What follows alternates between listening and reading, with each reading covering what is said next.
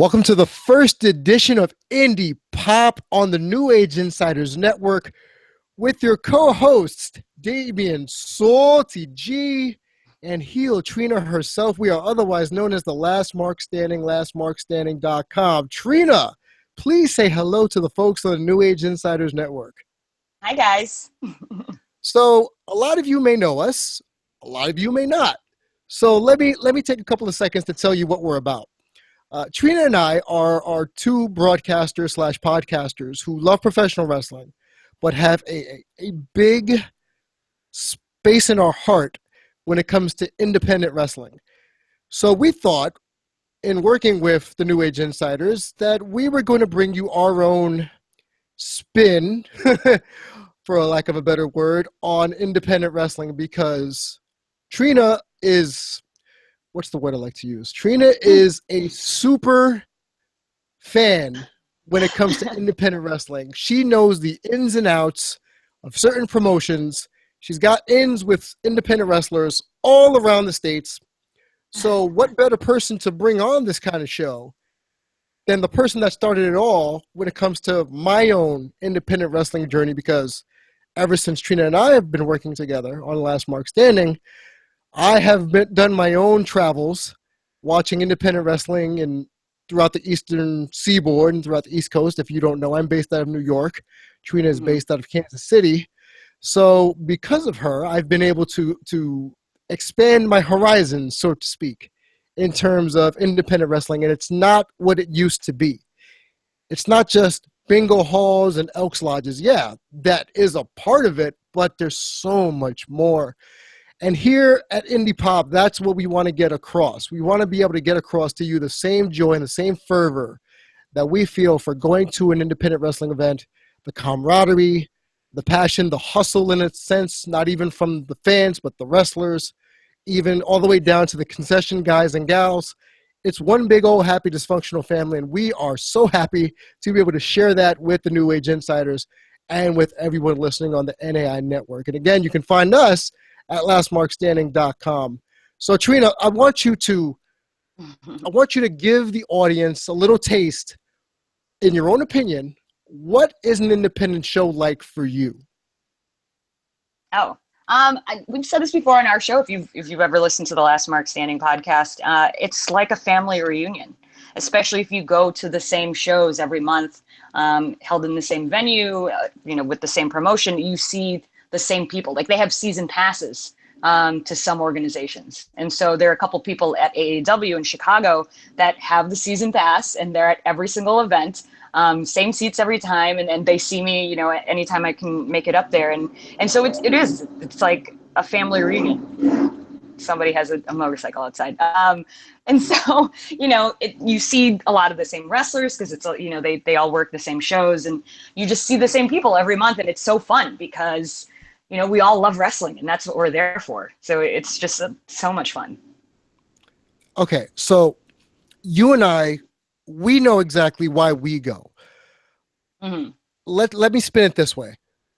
If there was somebody out there, because let's face facts, before I went to Ring of Honor earlier this summer, my last independent wrestling event prior to August was 8 years prior to that, when I would go to Ring of Honor events back in the days when Luke Harper was Brody Lee, Seth Rollins was Tyler Black, El Generico, Kevin Steen, and so on and so forth. So in the time since then, I feel as if independent wrestling has evolved, for lack of a better term, has evolved to something that's more acceptable, because we have things like the Battle of Los Angeles. We have all these different types of, let's say, cups and tournaments. And I'm not even going to say like New Japan Pro Wrestling or anything like that, but more regional stuff. It's very territorial. If you all remember the territory days, the NWA, Smoky Mountain Wrestling, things like that. It brings me back to those days where, let's say you live in a smaller town, and let's just pick a random small town, and there's not a lot of action going on.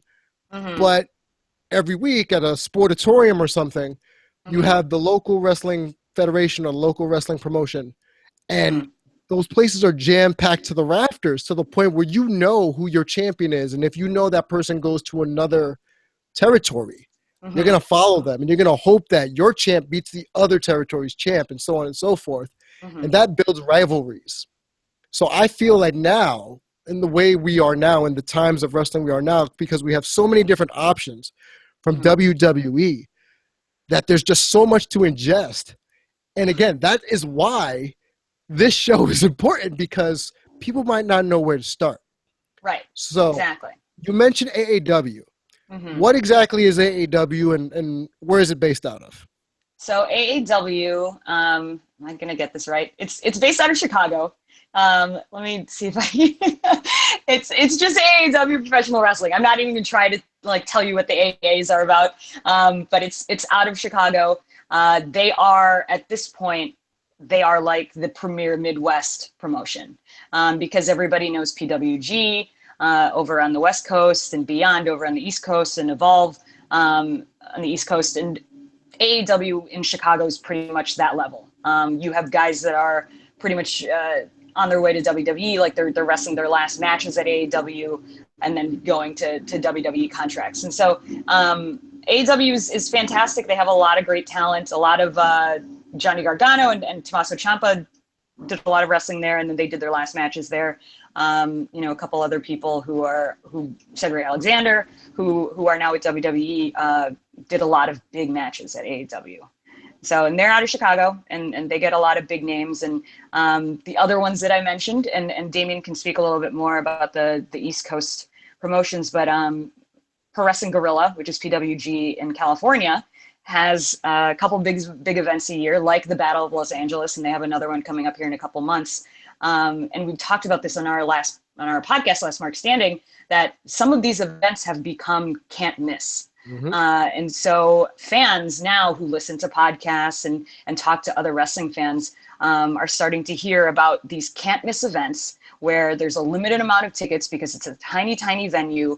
And it's going to be dream matchups of indie wrestlers from the UK, from Australia, from Japan, going up against each other that have never, they've never fought each other before. So it's crazy. PWG in the last years, I'd never really heard of it before. I mean, I'd heard of it, but it's just the hype around it now is insane. Mm-hmm. Especially for Battle of Los Angeles, which was, I think it's like a three, I'm going to get this wrong because I'm all flustered because my dogs are barking. But it's a weekend thing, but there's only a limited amount of seats because it's a tiny, tiny little gymnasium in Reseda, California. And so it's, we've talked about it before. It's a little elitist because if you don't get tickets, like you're not in the cool crowd, like the cool wrestling crowd. You okay? Yes, the dog is like, this is a great first show. By the way, for those that don't know, Trina has a couple of dogs that every once in a while they like to make a grand appearance during the show. So if you hear barking in the background, because you can tell we're a really, really professional podcast. Right. Because the dogs like to be a part of the show. So we're inclusive here. So we include dogs. Oh, God. But yeah. So, okay. How do I say this? You and I have talked ad nauseum about Battle of Los Angeles and how, like you just referenced, it can be elitist because it becomes bigger than the actual event. It becomes about being seen and proving you were there rather than going to an event and enjoying the fact that you're watching said event. We've seen so many people take selfies of themselves instead of taking pictures of what's going on in the ring. People will take random photos and say something along the lines of, "Ha ha ha! I'm here, you're not." And for me, that's really bothersome. I really feel that if you're doing that, you're not a real fan. You just really want to go there just to be able to say, "I went to Bola," as they call it, and you didn't. So, haha, too bad, so sad for you. Right.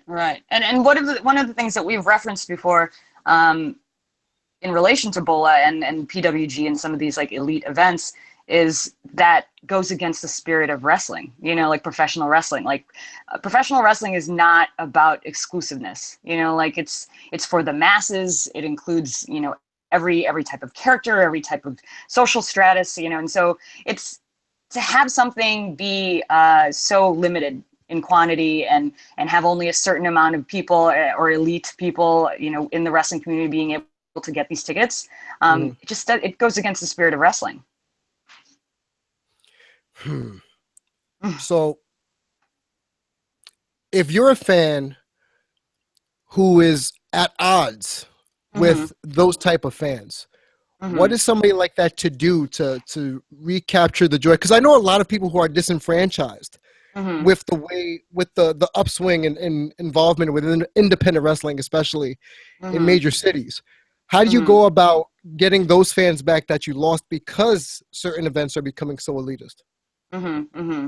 I would say, start looking at the wrestlers because since these guys are independent wrestlers, independent contractors, they still work the smaller shows. So most of the guys who work PWG, you're still going to find in like a Des Moines or like a Richmond, Virginia, or something like that at some point. And so I would say try and find the wrestlers that you like, the careers you want to follow, Mhm. and then you can follow them to smaller venues, smaller cities, smaller promotions, and things like that. And for them, it's fantastic. Like, because there are times I've been to shows, like really tiny shows, where people didn't really think that anyone knew who they were, and then suddenly, like, here's this person with their T-shirt and like marking out and all this different stuff. And so, like, it's fun. Like, these guys put their bodies on the line, 7 days a week practically, and they drive from city to city, and they go from small town to small town, and it's like, to have fans that follow them is like, that's pretty cool. That's true, and we know a few that Mm-hmm. have that distinction. For one, Mm-hmm. Papa Hales. Mm-hmm. He last weekend he was at Evolve here Mm-hmm. on the East Coast, and he was at the New York show, and then he traveled all the way down with Chris Hero, Mm-hmm. of all people, to the next show. Mm-hmm. So I know plenty of people who follow around the country certain Mm-hmm. wrestlers Mm-hmm. in a totally normalized, and I put that in air quotes, way Mm-hmm. where it's not creepy. It's more Right. like, hey, I appreciate what this person does. So Mm-hmm. if I see them in 4 different towns, it's not because I'm some sort Mm-hmm. of, creepy fan. It's I Right. Right. appreciate the work you do. I hadn't seen Chris Hero in years until Mm-hmm. I saw him last weekend at Evolve, and Really? you know, yeah, no, it's been a while since I've seen him live. Oh, I see him Um, all the time. yeah, That's I the don't. weird thing. Yeah, I know. You would think that I would see him more often, but I don't. Mm-hmm. Mm-hmm. But aside from the weight gain, he still is one of the most stiffest strikers Oh in yeah. all of professional wrestling. Chris Um, Hero ain't nothing to fuck with. I know, and that's the funny part because I found myself singing that song, and I'm thinking, "Yep, I've turned into that guy." It's so Uh, great. I don't care. and here's the funny thing about Chris Hero: when he was during his match with Tracy Mm-hmm. Williams, uh, the crowd saying "This is awesome" because the match was Yeah. so good, but you hear Mm-hmm. Chris while he's laying on the floor say, "Chris is awesome," to get the crowd to say Chris is awesome. So he's Right. putting himself over Oh while yeah. selling these injuries. Right. It's a nice tweak. Right. Um, Right, and that's the other thing that I would tell somebody who has never been to an indie show or whatever, or is just a WWE mark. You get these weird little things that you don't get in a WWE show or even an NXT show, because the wrestlers feel like they have the freedom, creative freedom, to do these things during their matches. And so you'll have a Chris Hero like trying to put himself over. There was a Ciampa and Gargano match before when they were still indies. They did things in slow motion. Some, like, the other team just like bought into it, and then they were all four people in the ring were doing slow motion. It's just like weird things like that, like happen at indie shows that you don't get at a WWE show. I want you to let the audience know about your personal Mm-hmm. and hear me out here because I know who I'm going to say. So I don't know if you're going to really agree with Mm-hmm. me. Right, right. One of your personal favorites, who I believe is Joey Ryan. Can you explain to those who don't know what Captain Penisplex is? Like, can Right. you just break that down for people? I guess let's say, first of all, he's sponsored by YouPorn, the Yeah. website YouPorn. So he's a YouPorn sponsored wrestler. His gimmick, I guess, would be, porn star stripper sort of thing. He comes to the ring in sort of like cheesy 80s tights that you would see in like Miami Vice. He's got like the Miami Vice sort of blazer thing on, and he's got a lollipop, a sleazy mustache, and aviator sunglasses, like the whole deal. Like anybody from any country or any planet would know exactly what he was the second he walked down the aisle. I mean, that's, his gimmick is over the top porn star thing. So it's like, like he's got a lollipop and he like offers it up to people in the audience. And there were, I think at Hood Slam or one of the other events that he just did recently, he was pouring baby oil on some of the audience and stuff like that. Cause he'll pour baby oil on himself to oil himself up for the match. So I feel ridiculous. Wait, talking about whoa. Hold on. Time out. Yeah. He pours baby oil on the audience? Yes. Oh, that's a new one. It's totally new. I don't know. Have you seen him wrestle live? I've never seen him live, no. Oh my gosh. Okay. So mostly what you'll see is he'll come down to the ring, pretty sleazy. He's got the lollipop. He either like stores it in his trunks. So he like puts the lollipop back in his trunks. Or he'll like take the lollipop out and like give it to somebody in the audience. Or like later on he uses it and like takes it out of his trunks and like puts it in the opponent's mouth. So it's just, I don't know. This is all crazy. So this is the thing. And then, so one of the other things he brings to the ring is baby oil, and he'll like pour it on himself and sometimes in his trunks. So, but recently he's added a new part to his gimmick, where at one of the shows recently, he was just pouring baby oil on audience members. And it was funny because I saw the picture that it was posted on Instagram. I think Joey Ryan posted it, but then the guy who was getting oil poured on himself, his sister chimed in and was like, "This is my brother. He's super, super happy about this." So, I mean, Joey Ryan is a completely indie wrestling character. Like there's no way that he ever appears in WWE or NXT. I think he was in Ring of Honor briefly. But his gimmick is completely 100% indie wrestling. Is he on Lucha Underground? He is. He's on Lucha Underground. Yes. Yeah. And that is his shtick on Lucha Underground. But this is a show that has like dragons and like, like mystical dead people and things like that. So, the stripper porn star thing is actually pretty normal compared to some of the other characters on Lucha Underground. I know. It's sci-fi, like you're into comic books. Yeah. Okay, I'm trying to picture this 80s porn star character in a whole bunch of like dragon monsters. So that seems a little out of shape and out of place, but I'll go with professional wrestling. Well, again, it's professional wrestling. If you don't have colorful characters, right? What do you really have? And the funny thing is I would actually credit Joey Ryan, and he doesn't know this. I've seen him a couple times. I would credit Joey Ryan with introducing me to the indie scene. Right. Because people were telling me about Lucha Underground, and that's on TV. And so that's, we don't really consider that indie because it's televised and they have stars and things like that. But I was watching Lucha Underground and he debuted, and I was just like, who is this person? Like, to me, it was the greatest gimmick I've ever seen in my life. Like having grown up with Attitude Era and DX and all that different stuff, I was like, this is amazing, So I started looking him up, and I found that he was going to be, at the time I was living in Chicago, he was doing a small local show in Chicago a week or two later.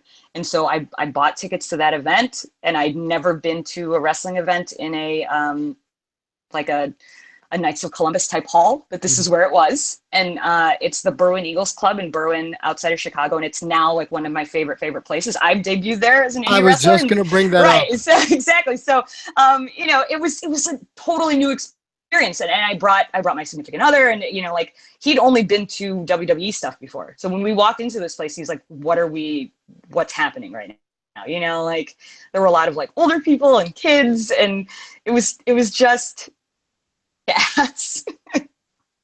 And so it was an interesting experience, and I didn't know any of the other wrestlers who were on the card. Clearly Joey Ryan was the main event. They were charging like $10 to go see him in a back room, which was really creepy and weird. And I had a good time. I ended up having like a really great time. The wrestling was great. A lot of dedication, passion from the wrestlers. And so I ended up going to the next show, and then it escalated from there. And people were like, "Oh, you live in Chicago, go to AEW." And then I got introduced to Rockstar. And so it makes it sound like a gateway drug, but it sounds it's a like lot it. of fun. Sounds like you started off on one end of the drug, and then you just keep taking it and taking it. Yeah, it's all Joey Ryan's fault. We always have that one wrestler that's the trigger Right, to bring us exactly. in. That's true. And then people do know that about me. They do know, if anything, that I'm a big Joey Ryan fan. You're also a big time Sammy Callahan fan. Yes, yeah. He, and the thing is, I never watched him in NXT. Mm-hmm. You know, like everybody likes to talk about like, oh, WWE passed on him, or it was too bad. Like it wasn't his time when he was when he had his WWE contract. And so all I know of Sammy Callahan is the one that I've been seeing on the indie circuit the past year. Mm-hmm. And to me, he's best wrestlers out there. Just not just in terms of wrestling. His obviously his technical set is fantastic, but storytelling and character work. That's important. Yes. Yeah, it's super important because especially in AEW, he's been feuding with Pentagon Jr. And a couple of the other like Lucha Underground people, and he's been stealing their masks. Like he's demasked them and then stolen the mask. And then for a while he had like just like a ring of masks, like luchador masks. He had Pentagons and he had like Rey Mysterio's. Like it was like so, as a wrestling fan, like I was so pissed off, you know, because like that's the worst thing to like unmask a luchador is Exactly. like the worst thing you could ever do in wrestling. Don't you and Sammy have like a really hate relationship? Yeah, right. I mean, I've actually become friends with him in real life, and it's like when he was doing that gimmick, when he was doing that storyline, I just like I couldn't reconcile I couldn't reconcile the person in the ring that I really really hated, and then the person like out of the ring who's super nice, and like every time I see him at a show, like he'll give me a hug, you know, like but to me that's what sort of solidified how good he was, because for me to hate him so much when he's in the ring against Pentagon or Rey Mysterio or whoever, you know, and it's like immediately after he's like a different person, like that's insane to me. Like that's, you know, that's some like Marlon Brando type acting right there. So is he a big guy? not really. I think he's probably, you know, like 200 something, like 6 feet, you know, like he's not a huge guy. I mean, he's not yeah, I don't know. I'm not going to get his stats right, but you know, he's not a big guy. He's just really intense. And when he's doing his character work, and he is like the death machine, or you know, whatever gimmick he's doing, you just really buy into it. You know, like he's got the crazy eyes, and he just, I don't know, you know, like it's really really good. And specifically against the luchadors in the last couple of months, the storyline he's been doing through a couple of promotions, specifically through AEW, it's just been fantastic, because literally I saw him at an AEW show, watched him like take the mask off of Rey Fenix or something like that, and I was livid. And I ended up seeing him the next night in Dayton, Ohio for another show. And like I was telling people about what he did the night before because I was still so pissed off. Like, you know, people and these kids in the crowd were like, oh, I love Sammy Callahan, Space Cat, blah, blah, blah. And I'm like, he took Rey Fenix's max, and it's so terrible. You don't do that to a luchador. I was just like livid. So, you know, and I was just, he was in the main event, and I was still really mad at him. So I was still like, I was yelling at him. I was the only one yelling at him, you know, and like, yeah, like after that match, he gave me a hug. He's like, thanks for like, you know, bringing the heat.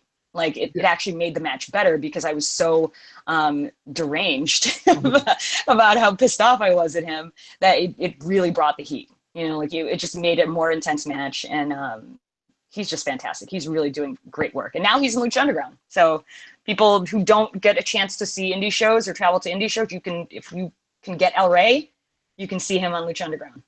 Yeah. Or you could just boot up YouTube and look up some of his other stuff. And you know, there's always something on the crawling in the deep annals of the internet where you can find something. Right. But I want to take a half step back because you brought up something really interesting to me. When you're talking about bringing the heat and being an active fan, and we've talked about this on Last Mark Standing, where we draw the thin line between super fan and douchey fan. And I feel as if, and you've brought this up, where at independent shows, you can be that quote unquote douchey fan, and it's more appreciative because you're going back and forth with the wrestler, and then you bring the heat in a sense, like you did with Sammy Callahan. For me, I'm very expressive when I'm at an indie show. Like, you haven't been to one with me, but you know, a lot of people have been with me to indie shows, and they know how I get. What? Is it some Marlon Brando shit?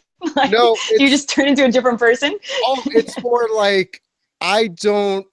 Okay, you know me to be one of the more eloquent and professional guys, right? Level-headed, very Yeah, calm. very calm. When I'm in an indie show, I have become something totally different, especially if I'm front row. Hmm. I am yelling, I am screaming. When I'm hearing chops, I'm screaming, oh my God, how you hit a grown man like that? Who slapped somebody like that?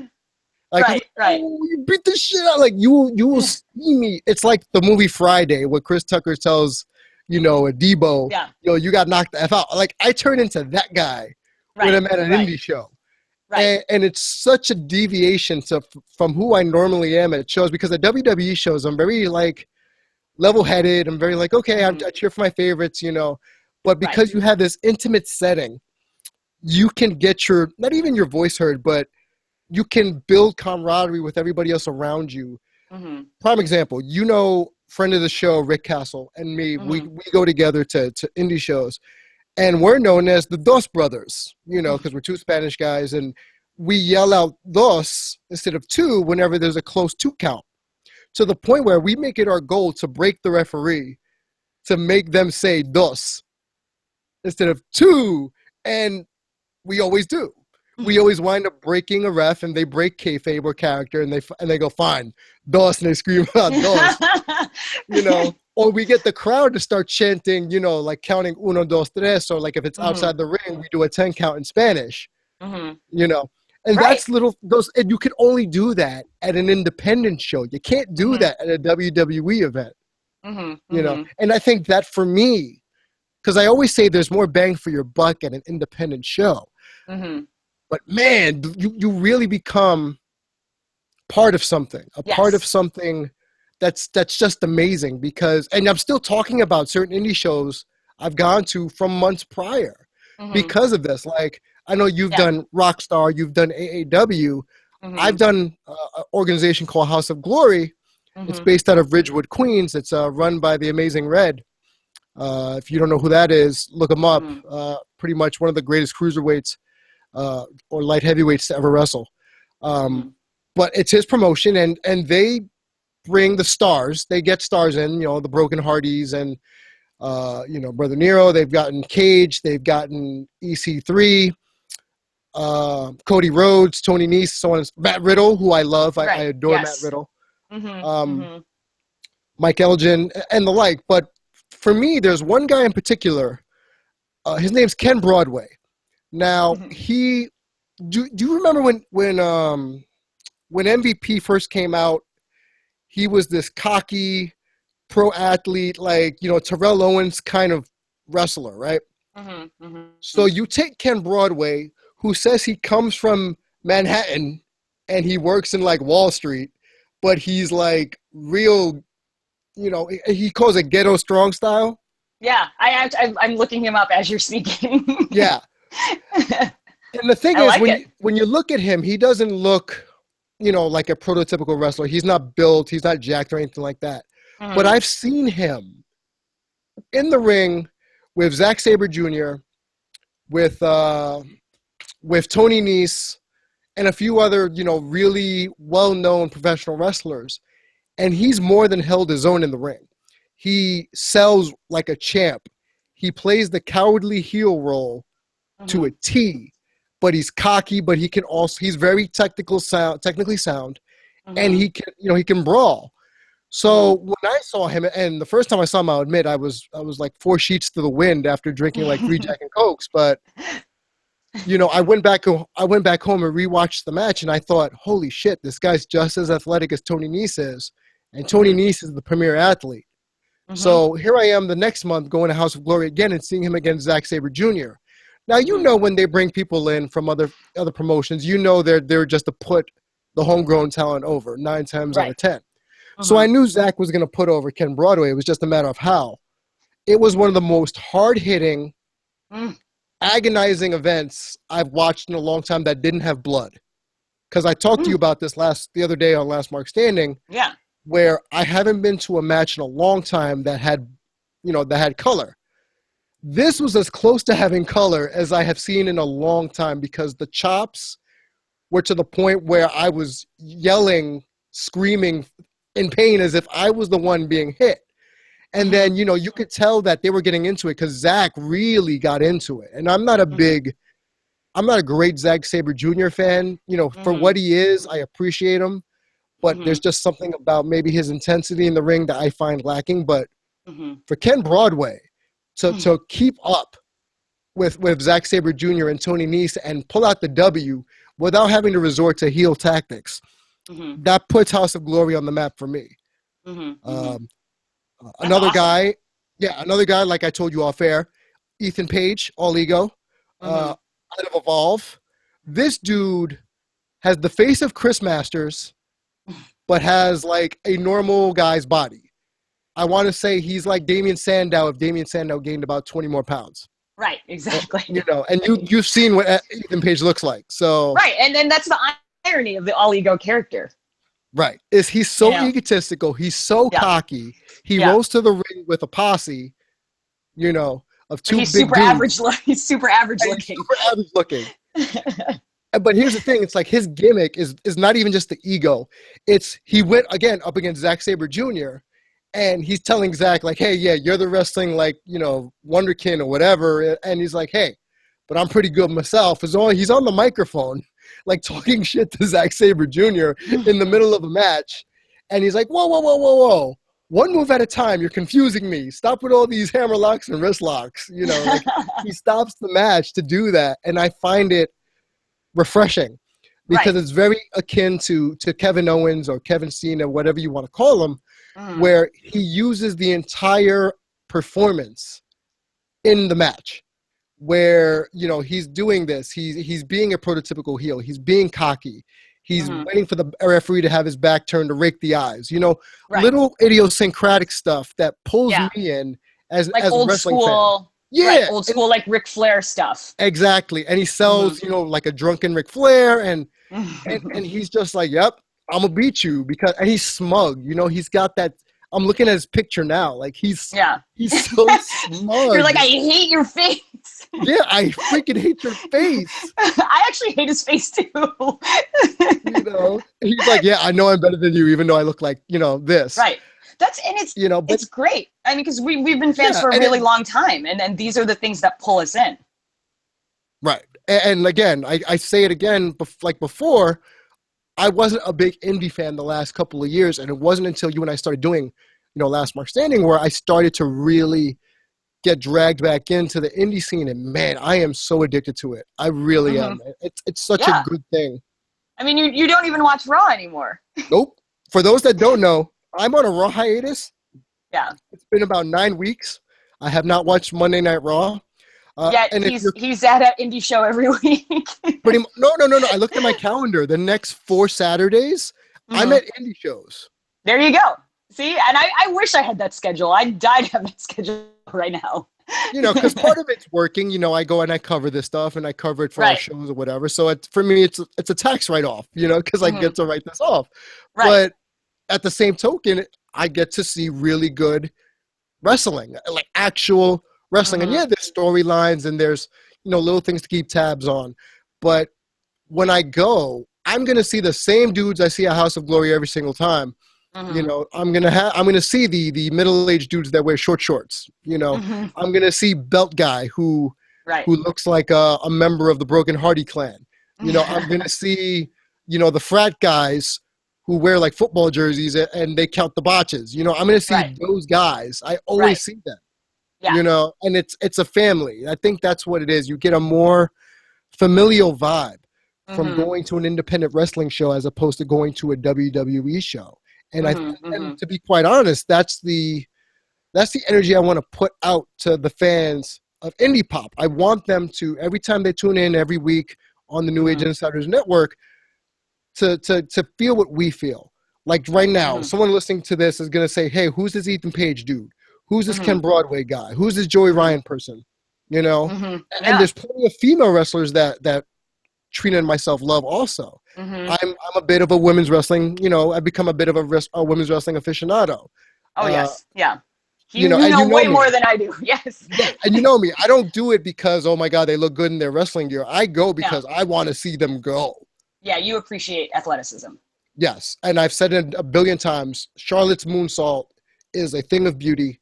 So if I can see women in the ring that can hold their own in the ring, like House of Glory has their own first woman, Sonia Strong, who Castle Rick has the biggest crush on, Mm, and she's from the Bronx. She's a wrestler. She goes up and down the East Coast. Deanna Perrazzo. mm. She's another one to keep an eye on. She's trying to wrestle 100 matches this year. Wow. Mandy Leon's another one from Ring of Honor. Taylor Hendricks, Heidi Lovelace. There's just so many good women's wrestling out there. Veda Scott. Who's the squirrel girl? Oh my God, she's was a Solo Darling, I believe her name Hmm. is. Yeah, it's just these women are getting over not because of how they look, but because of how they work in the ring. And on Indie Pop, that's what you're going to hear. You're going to hear me wax poetically about women's Hmm. wrestling. That's Right, not right. Sasha. That's not Hmm. Charlotte. That's not Bailey. That's Right. not Becky. These are the That are precursors. right, and these are the women that aren't typically like the Vince type. Nope, And so definitely not. yeah, and so you get like really good athletes because maybe they don't have like the look that's typical WWE, but Hmm. they work really hard and they just like you just see really good female wrestling out there. That to the point where there are female organizations like Shimmer out of Chicago has fantastic wrestling. And I've never been to a Shimmer show, and I'm Mm. dying. And if anyone from Shimmer is listening to this show, Hmm. I will gladly pay for a plane ticket to go watch your show if you would give me a ticket. They, I'll you sit in know, general admission. I don't care. they are such a great organization because one, I mean, some of the greatest fans that I've ever met were at Shimmer shows because this is the same thing with Mhm. women's MMA. You find a more diehard, appreciative fan at these all-female shows because these are the people that really appreciate good wrestling. Like they're not. You would think that they might be there to gawk at the women, but no. Like these are the most intelligent fans I've ever met. Serious fans. They're very respectful. They don't try to put themselves over or anything or disrupt the match. Like just really great fans at Shimmer or like Invicta, which is the women's MMA organization here in Kansas City. And so, like it's a great organization. I went to a couple of Shimmers when I lived in Chicago, and they still like send me mail, like physical mail, like just telling me about like the next events and great pictures of all the wrestlers. And like I just think there's a lot of care being taken into making Shimmer a fantastic organization, and the people that are running it and the people that wrestle in it are just doing a great job. Yeah, and that's what I hope everyone gets a chance to experience at some point. They get to Mm-hmm. go to these, like I said, these intimate shows, these close knit communities, and Mm-hmm. be able to spread the word. I think that's the biggest thing I could tell people. If Mm-hmm. you've gone to an indie show or you're trying to get someone into an independent show, just bring them Mm-hmm. along. Tickets are usually cheap. General admission, depending on the locations, like $20, 15 Yeah, bucks. You that's know, on the high end. Yeah, yeah, and that's on the high end. yeah. So that's New York prices. So imagine, somewhere else like a fairgrounds or something like that. Right. So yeah, check out an indie show. This weekend I'm going to one in New York. FIN Wrestling Future is Now. Again, Ken Broadway will be on that show. A couple of other people, Anthony Gangone, Bull Dempsey, now known as Bull James, are people to keep an eye out for. Mr. Darius Carter is another guy. He's another cerebral heel, and I think I have a thing with heels. I think that's my. I Right. think I'm secretly a heel in real life. Uh, off the microphone, I'm a heel. So he's a cerebral heel, and I like the way he works because it's one of those like rugged Ronnie Garvin types where he'll pick a body part and he'll go at it and he'll Mm-hmm. attack it, and it Mm-hmm. causes the athlete, the other person in the ring, to sell. And like I said, it's the little things that matter. Right. Well, and it's because these guys are developing, these guys and gals are developing their craft that you're seeing a lot of this, the minutia of being a wrestler. You're seeing that in play because they're trying to get better. They're trying to get noticed and get booked on bigger shows, Mm-hmm. get signed and things like that. I mean, like you mentioned, I do know a couple of wrestlers now, and um, one of them got a concussion or something last week, right?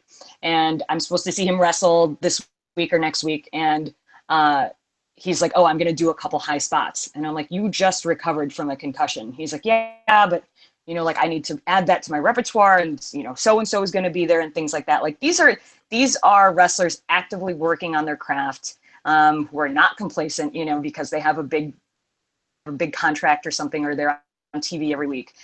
These are people constantly trying to innovate their craft, and so it's pretty cool to see, because you'll see development in people.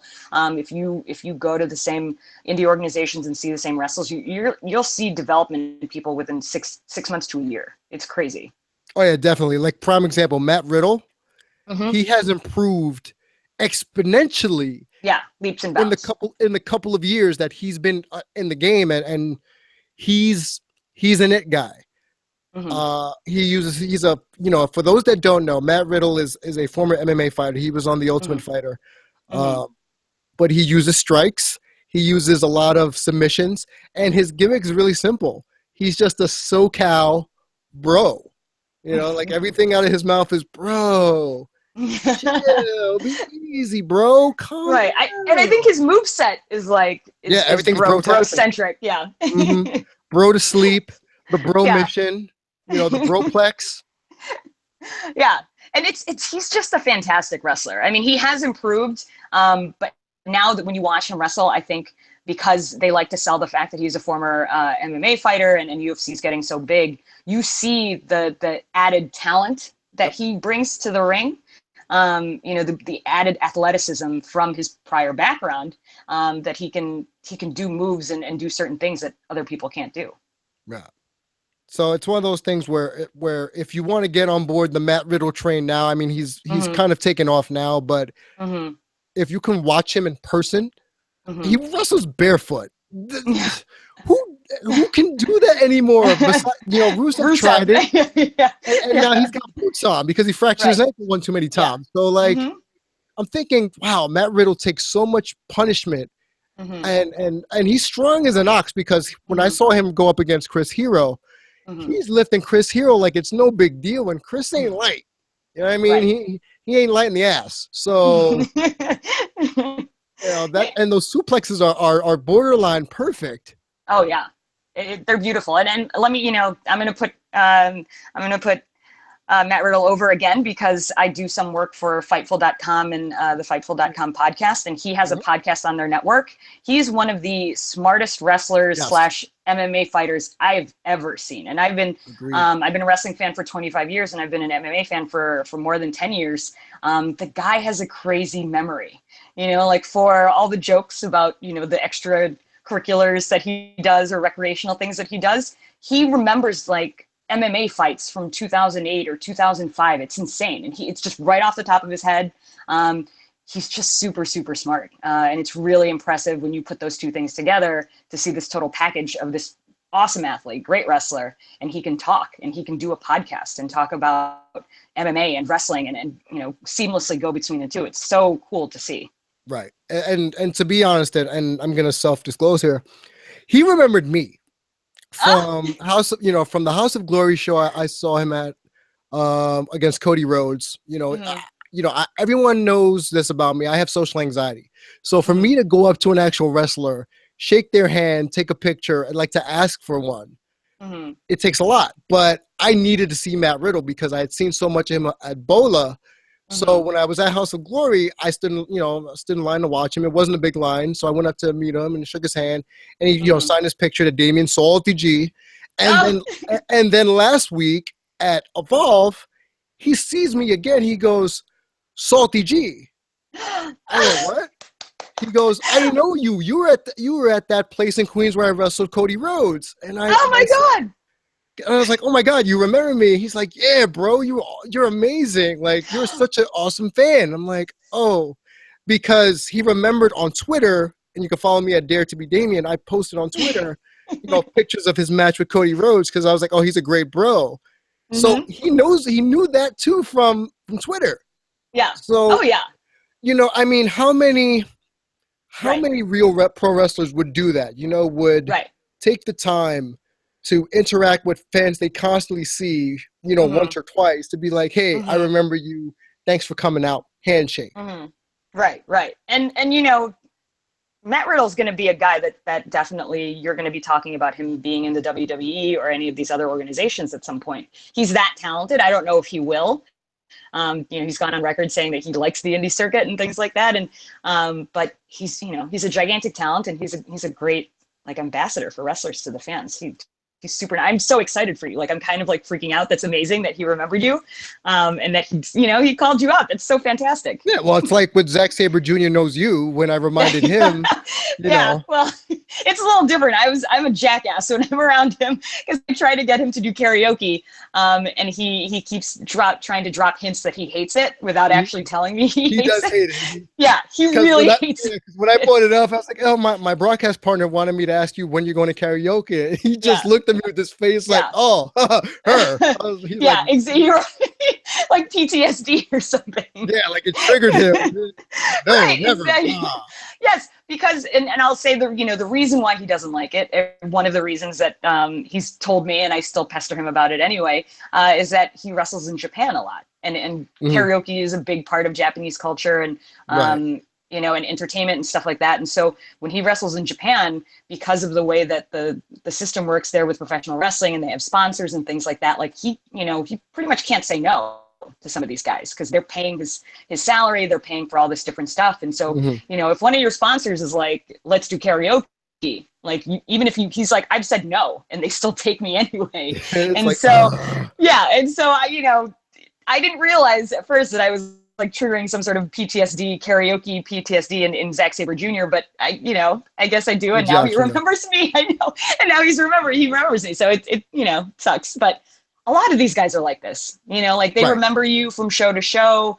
We follow each other online now and things like that. I've become really good friends with a couple guys. Like one of my really good friends. But I don't want you to give out too much information because I want to save this for future shows. Save it. Yeah. We'll save it. Let's save all these other tidbits because now they're gonna want to know who else we know or what other people we could recommend for them to go see. So just take it from us, the people we've mentioned today, like me mentioning Ken Broadway, Ethan Page, all the women's wrestlers that I said before, Trina with Big Mike Elgin, Joey Ryan. Check those guys out and those girls out if you haven't yet. Again, that's what Indie Pop's all about. We want to be able to put the good word of independent wrestling out there. Think about it like this. The fact that Cody Rhodes has pretty much reinvented himself as a major player on because of the independent circuit. That tells you enough right there about, the Young Bucks, Kenny Omega, like those are people that have made their headway on the independent circuit. So you can make a living and you can actually have a better fan base because of what I said, because of being able to connect and be able to paunch your merch in a sense. Right. Wrestling events, that's important. That fosters closeness, that fosters development. And to be honest with you, that's why we do our show and that's why we do this show. That's what Last Mark Standing is about. That's what Indie Pop's about. We're all about inclusion. We're all about building bonds. So, give us a listen, lastmarkstanding.com on SoundCloud and iTunes. Again, we're part of the New Age Insiders Network. They have plenty of awesome shows for you to listen to. Ran with Ant, The Pipe Bomb, DDT Wrestling, Late Night with Liam. Check them out. The flagship show on WEEI on Sunday nights.